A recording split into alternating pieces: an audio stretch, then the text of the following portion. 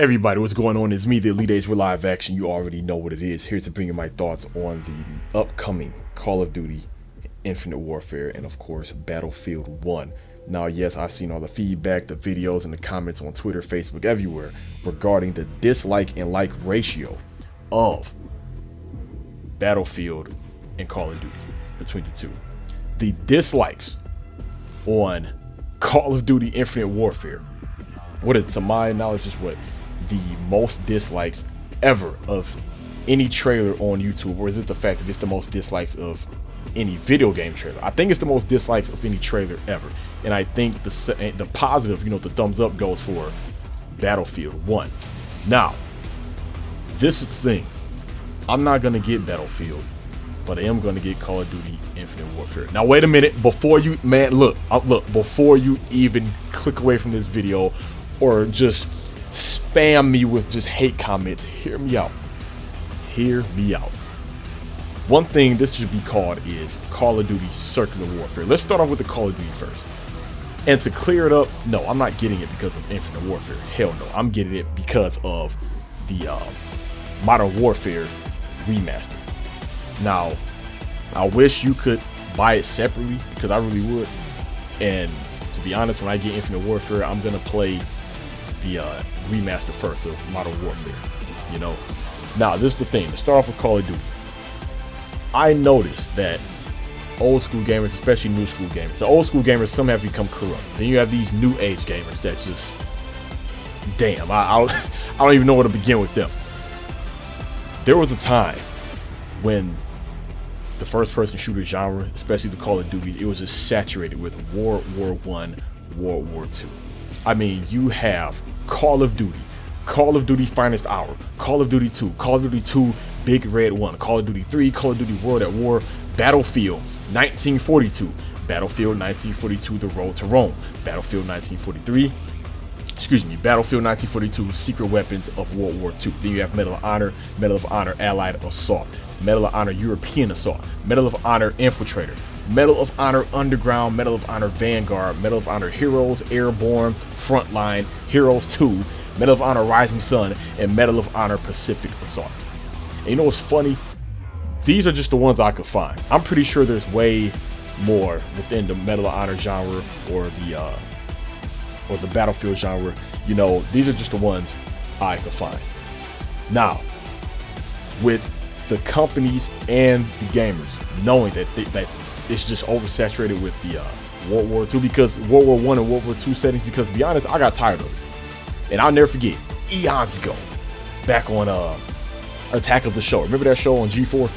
They were interviewing, the head lead programmer behind Call of Duty Modern Warfare. And he asked him, he said, why did you go to the modern setting? And he gave multiple reasons. We've already touched on the World War era plenty of times. It's time to move forward. We can do more with the modern. It's you have to move forward. And then people loved it. They really loved it. We all remember the good old times of Modern Warfare 1, 2, and 3. But many says Modern Warfare 1 is the best. Then 2, then 3 just went downhill with that.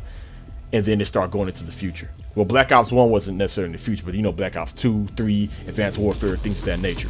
Now, I think where Activision and Infinity Ward, and Treyarch, where they all shot themselves in the foot.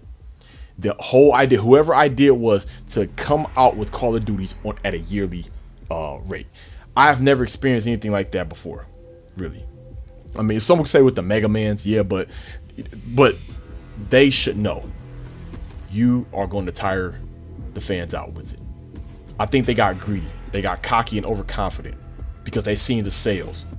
Having their little contracts with Eminem, having his tracks on the trailers, and people just waiting in line, midnight release playing it, just cutting deals with Doritos and Mountain Dew, and they will come out with it yearly. And I'm glad Ubisoft took a break from Assassin's Creed, because they started to come out with too many Assassin's Creed at a fast rate. So they have to stop it. It's like if you keep hearing a song on the radio too frequently, you're going to get tired of it. But this is the thing, reason why I call it circular warfare. Most people, not all, I can't speak for everyone, but me and the others who feel like me got tired of World War. So we wanted modern. Modern was cool. And at some point, I used to wonder, man, I wonder how Call of Duty look in the future. I wonder how that would look. I remember Battlefield, what was that? It was a futuristic Battlefield 2089 or something, or 1340. But yeah, that, you know, they went into the future a long time ago, but that was, you know, ahead of its time. People didn't request for that or ask for that. There was not no demand to have Battlefield go into the future. So I mean, I would kind of love to see that redone or come out with another one. But they wanted it. People wanted Call of Duty to change. They said it's the same old thing, the same old thing. They need to do something different. They need to switch it up. And then they switch it up. People are still complaining. So what other era would they went into? They did the World War. They kept it modern, so they don't want future. Where else do you want to go? You know, do you want to do it completely super sci-fi? I think now Ghost was, I did not like Ghost. That was my least favorite Call of Duty. I'm sorry. Now they did aliens on there instead of zombies. They did aliens. I mean, they were adding something unique, something different. Now it's to the point where you have zombies on both the Call of Duties, you know, the Treyarch ones and the Infinity War ones. But now people are going haywire and going nuts in a good way that the Battlefield has returned. It's the World War era. So my thing is this: is it the fact that people really don't like Call of Duty, or is it the fact that they are tired that it's coming out every year, or they're tired of the modern setting? So I'm gonna find it very funny that for the next 5 to 6 years, the next Battlefields and Call of Duties will be back in the World War era. You know, Vietnam and D-Day and, you know, Normandy Beach, all them things. And then what? People are gonna get sick of it again. Then they're gonna say, okay, back to modern. But people are going nuts over this Modern Warfare remake. The very same modern series they were sick of, now they want it back. But someone says not that they were sick of the series, they just didn't like 3. You know, but this is the thing: when you make a sequel, you have to improve it. True enough, yes, there were some things added people didn't ask for.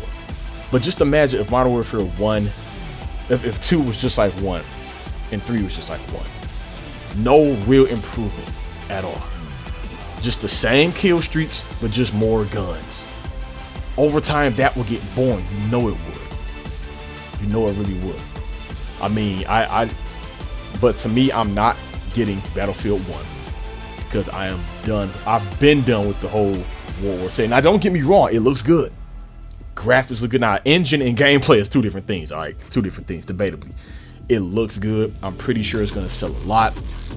I'm pretty sure control is going to be smooth. I'm pretty sure it's going to be fun.